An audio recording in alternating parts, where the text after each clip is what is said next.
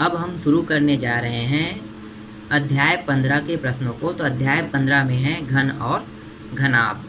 तो इसके प्रश्नावली के प्रश्नों को देख लेते हैं। तो प्रश्नावली 1 का पहला प्रश्न है, एक घन के संपूर्ण पृष्ठ का क्षेत्रफल 1350 वर्ग मीटर है, तो इसका आयतन ज्ञात कीजिए। हमें क्या ज्ञात करना है? आयतन ज्ञात करना है। तो आपको पता होगा कि एक जो घन है उसके सभी भुजाएं क्या होते हैं? बराबर होते हैं। मतलब लंबाई भी बराबर रहेगा, जितना लंबाई है उतना चौड़ाई होगा, और जितना लंबाई चौड़ाई है उतना ही ऊंचाई होगा। मतलब सभी भुजाएं बराबर बराबर रहते हैं घन में।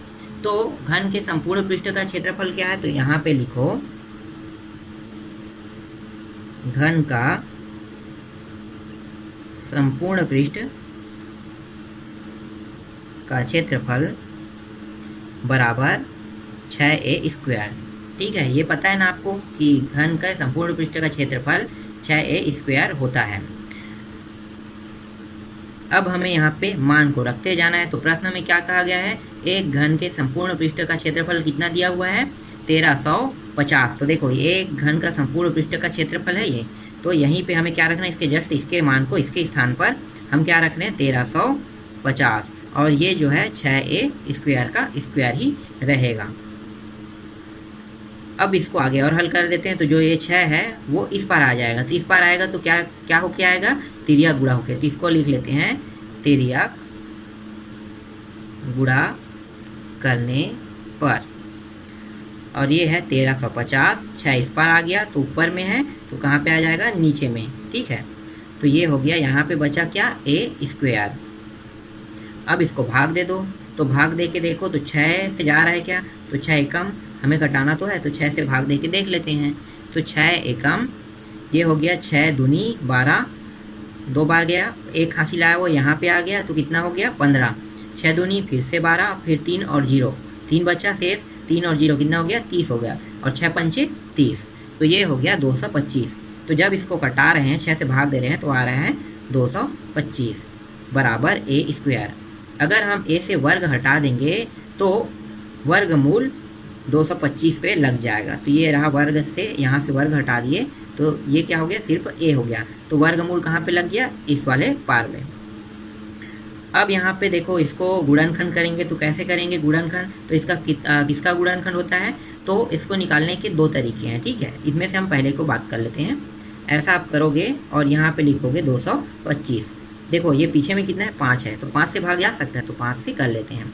5 चौक 20, 2 बचा, और 5 पंचे 25। फिर से 5 जा सकता है। देखो इकाई अंक में 5 है, तो फिर से 5 से भाग कर दो।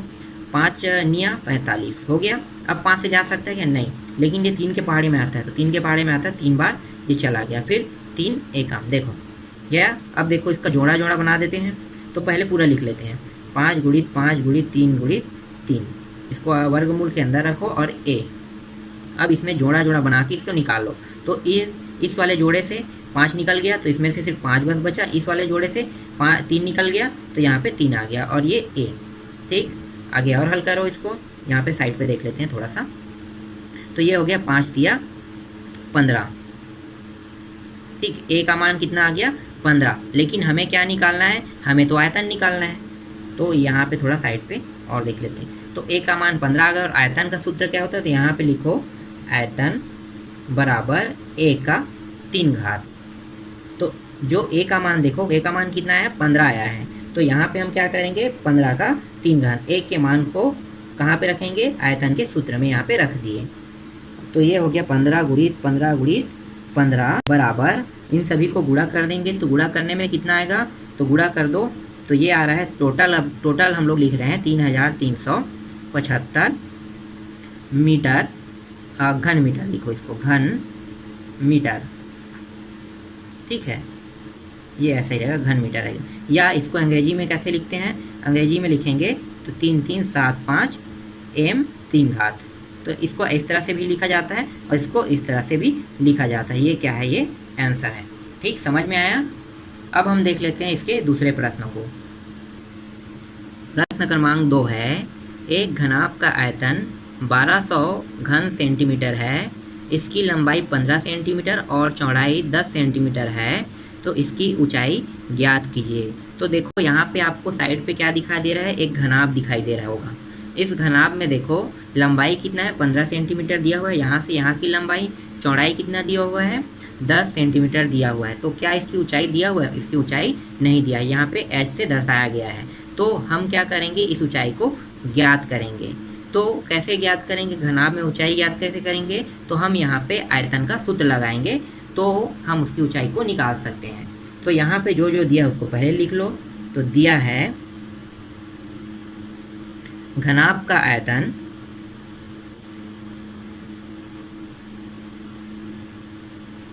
बराबर 1200 घन सेंटीमीटर, इतना दिया हुआ है घनाभ का आयतन। घनाभ की लंबाई कितना दिया हुआ है उसको लिख लेते हैं। घनाभ की लंबाई बराबर 15 सेंटीमीटर। घनाभ की चौड़ाई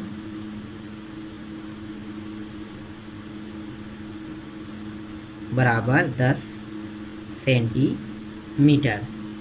और हमें ज्ञात क्या करना है, ऊंचाई। तो यहाँ पे लिख लेते हैं घनाभ की ऊंचाई बराबर h, यही हमें निकालना है। तो अब यहाँ पे हम सूत्र लगाते हैं घनाभ का। घनाभ का आयतन क्या होता है? घनाभ का आयतन, तो घनाभ का आयतन होता है लंबाई गुणित चौड़ाई। यहाँ पे लिखो लंबाई गुणित चौड़ाई गुणित ऊंचाई, यही होता है।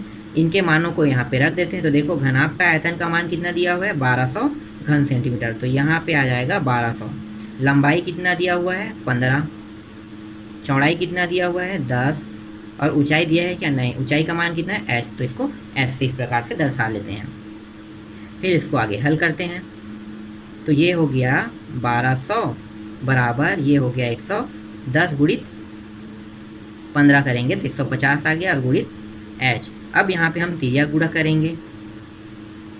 तिर्या गुणा करने पर तो यहाँ पे 1200 जैसा वैसा ही रहने दो, और 150 को इस पर ला लेंगे। तो ये ऊपर से क्या हो गया, नीचे में आ गया, और यहाँ पे क्या बचा, h। जो जो कट है उसको कटा देते हैं। तो देखो ये कट रहा है, ये कट रहा है, और देखो 15 एकम 15, 15 अट्ठे 120। तो ये हो गया, h का मान कितना आया, 120। तो यहाँ पे लिखो h बराबर 8 सेंटीमीटर। ठीक है, h का मान कितना प्राप्त हो गया, 8 सेंटीमीटर। तो यहाँ पे आप लिख सकते हैं अतः घनाभ की ऊंचाई 8 सेंटीमीटर है। अब हम देखते हैं अगले प्रश्न को। तो अगला प्रश्न है प्रश्न क्रमांक 3। इसको आप लोग बना के देखना, इसमें कुछ नहीं है, इसमें एक शब्द में उत्तर है। और इसके बाद हम देखेंगे प्रश्न क्रमांक 4 को। तो प्रश्न क्रमांक 4 है, प्रियंका के घर के सबसे बड़े कमरे के फर्श का परिमाप 250 मीटर है। इस कमरे के चारों दीवारों की पुताई 10 रुपये प्रति वर्ग मीटर की दर से कराने पर 15,000 रुपये खर्च होता है। तो कमरे की ऊंचाई कितनी होगी? तो हम क्या करेंगे, सबसे पहले हम कमरे की ऊंचाई को मान लेंगे। तो यहाँ पे माना कमरे की ऊंचाई बराबर h मीटर। ठीक है, ऊंचाई को हम क्या मान रहे हैं, h मीटर मान रहे हैं। उसके बाद और जो जो दिया है उसको लिख लेते हैं। तो जो जो दिया है उसको लिखते हैं। दिया है फर्श का परिमाप बराबर 250 मीटर। और क्या दिया हुआ है, और दिया हुआ है चारों दीवारों की पुताई का खर्च।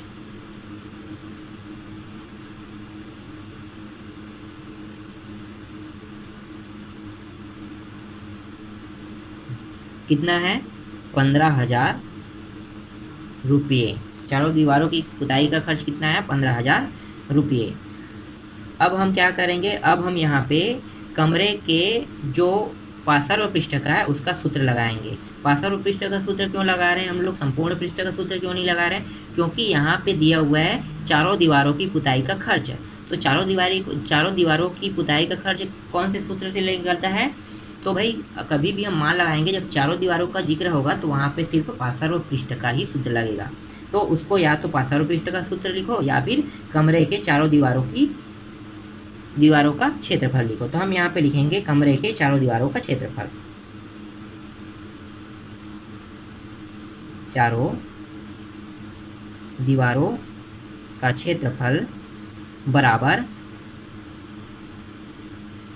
परिमाप क्या है, फर्श का परिमाप, ठीक है। यहाँ पे आप लिखना फर्श का परिमाप गुणित ऊंचाई, ये वाला है कहाँ पे है, कमरे की ऊंचाई, तो ये हो गया ऊंचाई।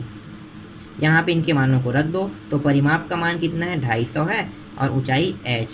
आगे हल करो तो ये हो गया 250 h, ठीक है। तो कमरे के चारों दीवारों का क्षेत्रफल कितना निकला 250।